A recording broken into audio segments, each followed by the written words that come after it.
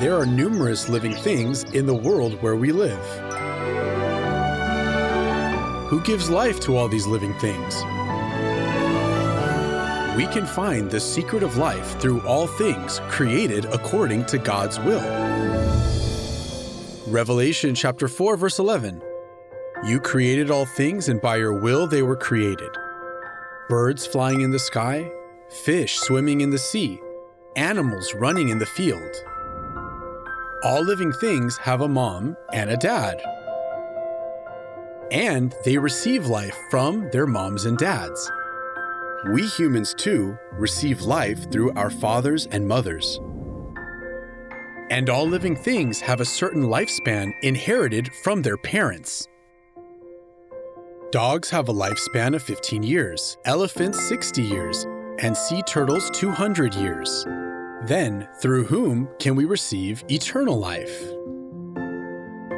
1 Timothy chapter 6, verse 16. God, who alone is immortal. 1 John chapter 2, verse 25. And this is what he promised us, even eternal life. Only God, who is immortal, can give us eternal life. Then, what kind of God gives us eternal life? Matthew chapter 6, verse 9. Our Father in heaven. Galatians chapter 4, verse 26. But the Jerusalem that is above is free, and she is our mother. God gives us eternal life, and they are God the Father and God the Mother. This is the secret of life hidden in all things created according to God's will.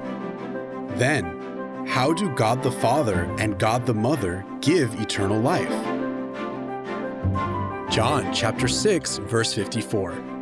Whoever eats my flesh and drinks my blood has eternal life.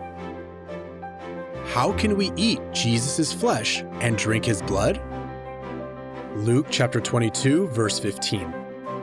I have eagerly desired to eat this Passover with you before I suffer. And he took bread, gave thanks and broke it, and gave it to them, saying, This is my body given for you.